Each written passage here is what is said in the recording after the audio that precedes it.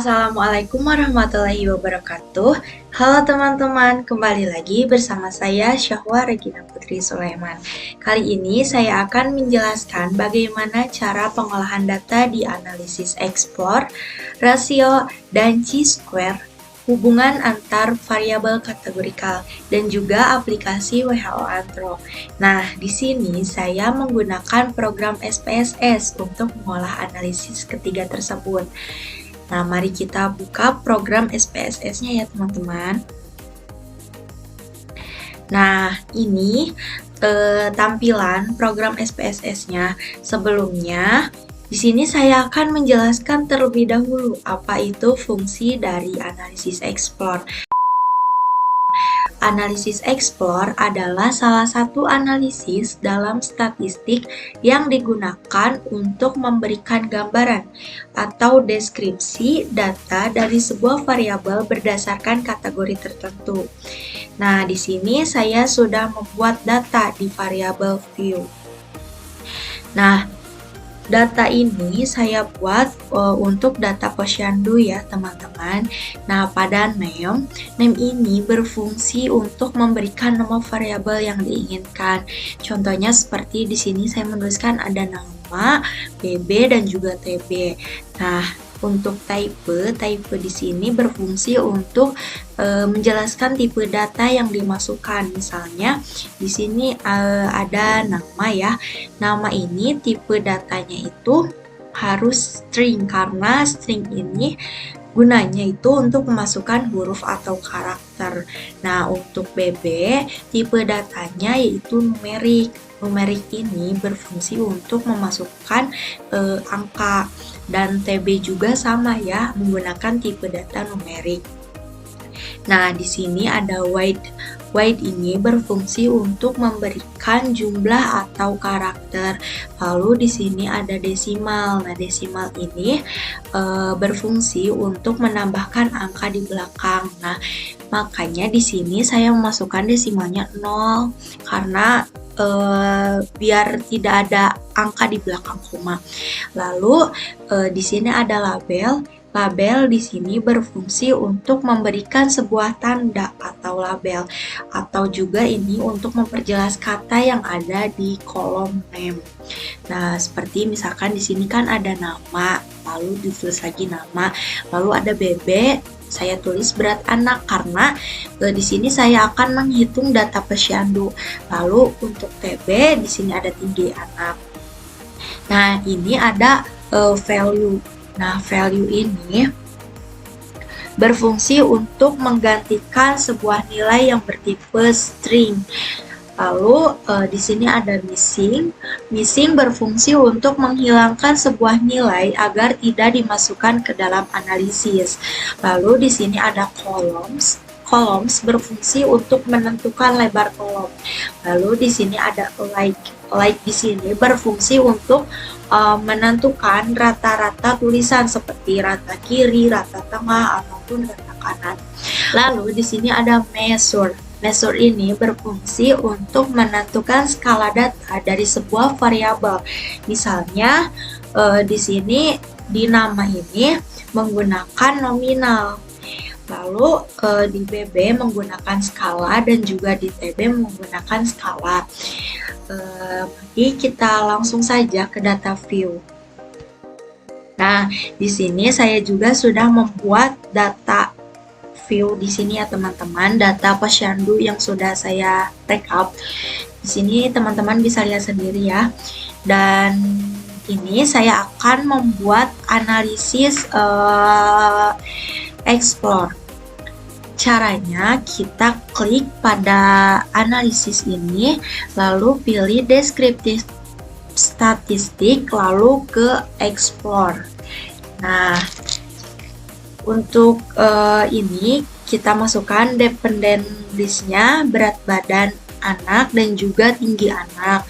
Lalu kita klik plots, lalu pencet yang normality plots with test. Setelah itu klik continuous, lalu klik OK. Nah, ini sudah muncul ya hasil dari analisis explore yang tadi saya analisis.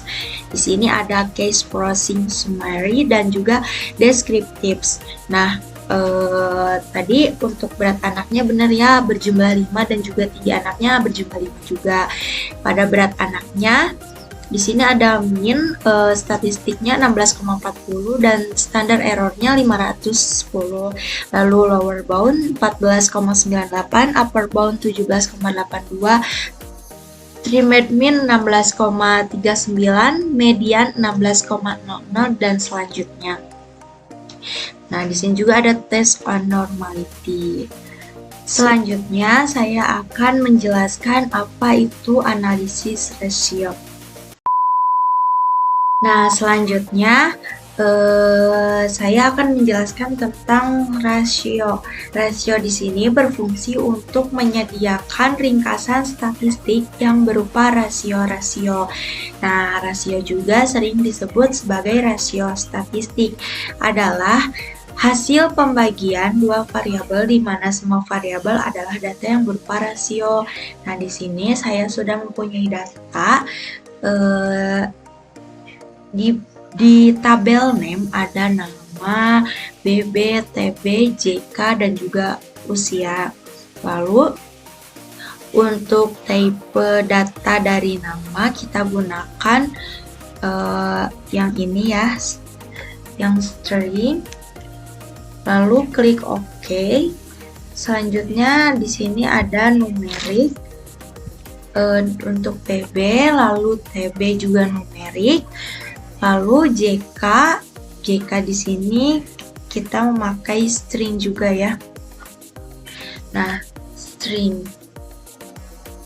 Oke. Dan usia kita memakai numerik.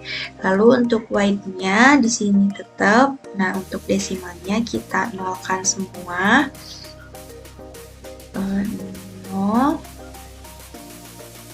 Lalu ini 0. Dan untuk label di sini kita tulis nama, berat badan, tinggi badan,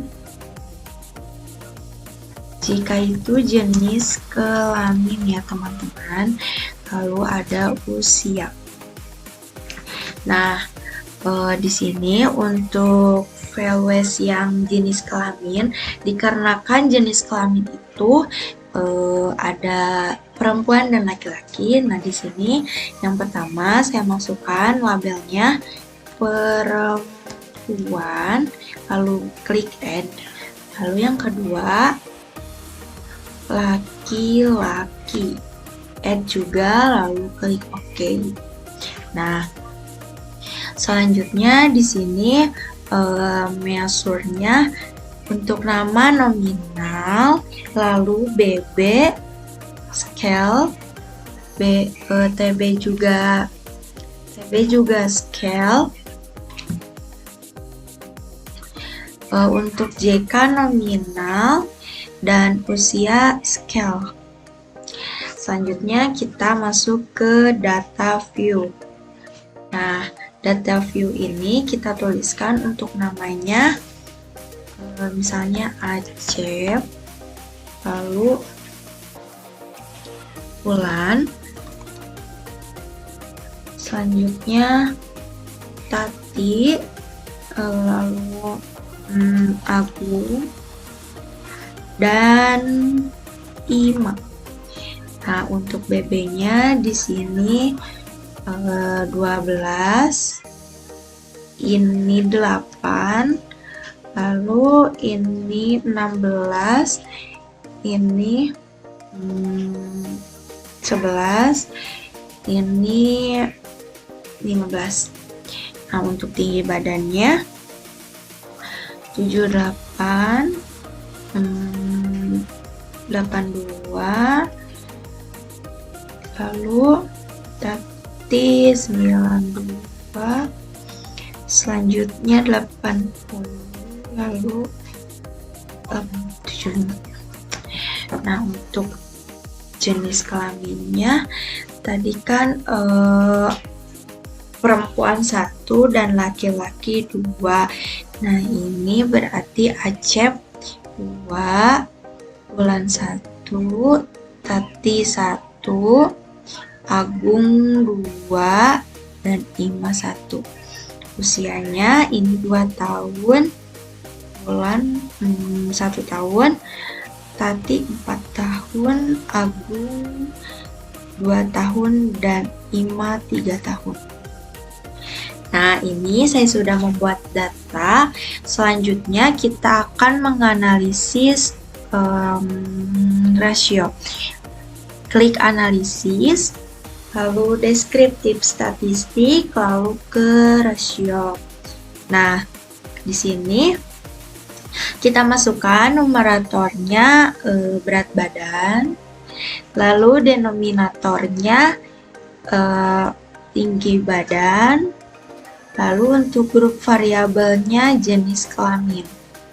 Nah, lanjut di sini kita klik statistik dan kita checklist di median, mean, weighted mean. Lanjut, klik continue dan klik OK.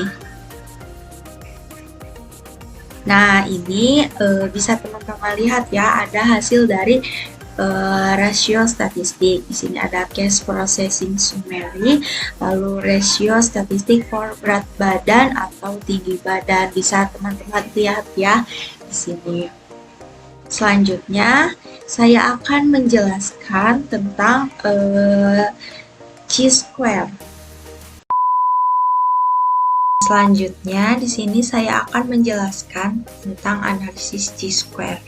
Chi-square adalah alat analisis untuk menggambarkan tentang data yang berbentuk kolom dan baris, serta menganalisis hubungan antara baris dan kolom dengan analisis chi-square.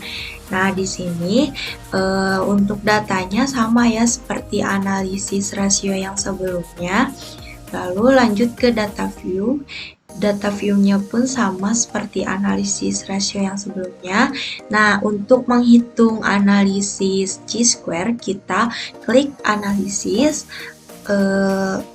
lalu klik deskriptif statistik, lalu pilih cross tabs.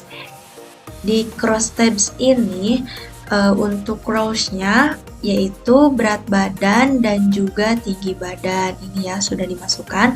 Lalu untuk columns-nya usia, dan juga untuk yang ini layernya jenis kelamin. Lalu klik statistik, selanjutnya klik chi-square, lalu klik contingency coefficient. Nah, lanjut klik continue, klik OK. Nah, ini ada hasil output dari analisis chi-square. Di sini ada case processing summary, lalu di sini juga ada cross tab-nya. Nah, cross tab-nya ini untuk jenis kelamin perempuan di berat badan 8 kilo itu usia 1 tahun ada 1, lalu di berat badan 15 kilo pada usia 3 tahun 1, dan untuk berat badan 16 kilo di usia 4 tahun ada 1, totalnya 3.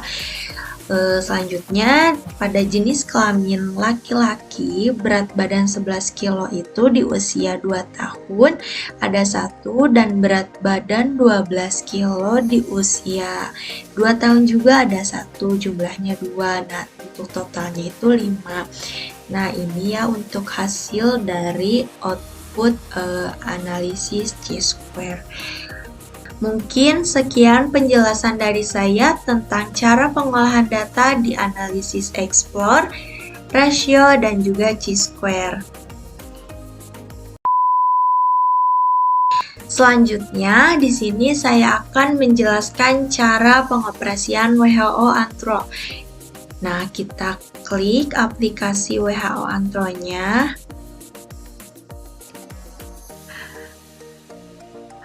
WHO Antro ini digunakan khusus untuk bayi atau anak mulai dari usia 0 sampai dengan 5 tahun.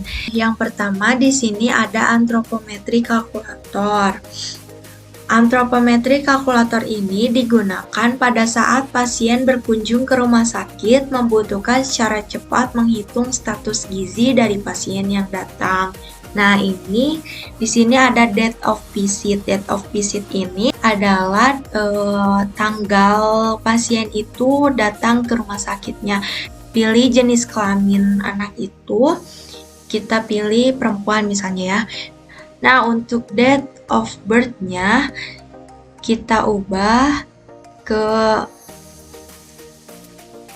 tahun 2022 bulan Agustus tanggal 10. Nah, berarti anak ini sudah berusia 1 tahun 10 bulan. Selanjutnya di sini ada berat badan, lalu ada ini tinggi badan, dan juga ini diukurnya dengan telentang. Lalu di sini ada ukuran kepala dan juga tebal kulitnya dan lain-lainnya, teman-teman. Nah, di sini untuk weight for leg-nya 0,29, untuk weight for age-nya 1,87, untuk length for age-nya minus 3,93, dan untuk BMI for age-nya 1,02. Bisa dilihat ya teman-teman, di sini sudah ada datanya. Mungkin sekian penjelasan dari antropometri kalkulator yang bisa saya jelaskan. Yang kedua ada individual assessment. Individual assessment ini diperuntukkan bagi masing-masing klien atau individu. Nah, contohnya seperti Kwanza ini kunjungan pertama, Lopez kunjungan kedua, Smith kunjungan ketiga. Lalu kita klik tanda plus ini. Nah, di sini kita isi ya untuk first name-nya misalnya Putri. Lalu untuk last name-nya misalnya Regina. Nah, untuk jenis kelaminnya perempuan. Nah, di sini untuk date of birth-nya kita ubah ke tahun 2022 tanggal 12.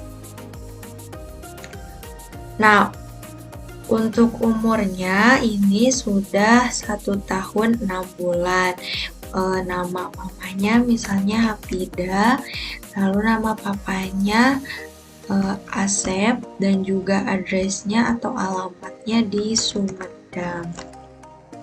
Selanjutnya kita klik plus juga di sini di visit. Lalu klik weight atau kiloan, baru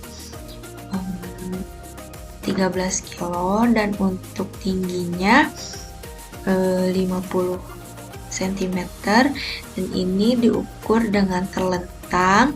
Selanjutnya ini untuk ininya 45, lalu ini 15, selanjutnya 10, dan ininya 7. Nah, di sini kita juga dapat melihat tumbuh kembang anaknya dalam usia 1 tahun 6 bulan ini. Misalnya sudah bisa duduk, atau sudah bisa berdiri, sudah bisa merangkak, sudah bisa jalan, belajar jalan, dan lain-lain ya. Kita save.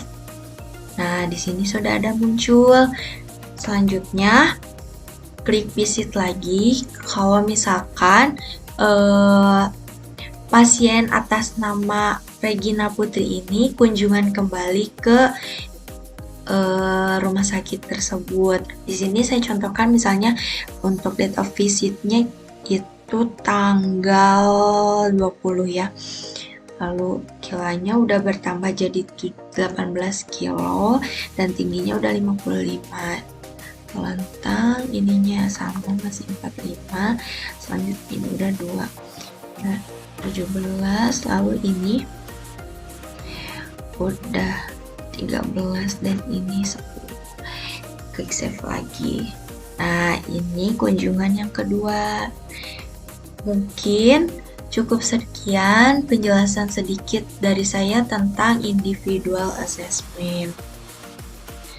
Selanjutnya, yang ketiga itu ada nutritional survey. Nutritional survey ini diperuntukkan bagi survei suatu wilayah di kota atau di kecamatan. Nah, seperti ini ya teman-teman untuk tampilannya. Di sini kita klik plus pada survei ini, lalu klik plus lagi. Nah, untuk tampilannya seperti ini, kita isi date of visitnya hari ini. Selanjutnya untuk clusternya 1 dan untuk timnya 1, lalu date of birthday-nya Desember tanggal 12. Nah ini, lalu ininya 45 dan watch-nya 15, dan untuk first name-nya kita isi misalnya Ima, dan untuk last name-nya Putri. Nah ini female ya, karena perempuan.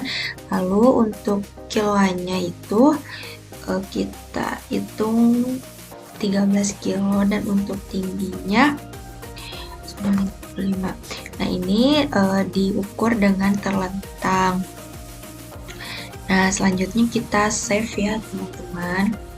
Nah ini, lalu selanjutnya apabila ada data lagi tentang anak bayi, kita tanda plus lagi, lalu isi kembali seperti yang tadi saya contohkan ya. Nah mungkin cukup sekian penjelasan sedikit dari saya tentang nutritional survey. Mungkin dicukupkan sekian penjelasan dari saya mengenai analisis explore, rasio, dan chi-square, dan juga bagaimana cara pengoperasian mengenai WHO Anthrop. Mohon maaf apabila masih belum dimengerti atau masih banyak kekurangan dan juga kesalahan kata. Terima kasih sudah menonton penjelasan dari saya. Jangan lupa like, comment, and subscribe. Assalamualaikum warahmatullahi wabarakatuh.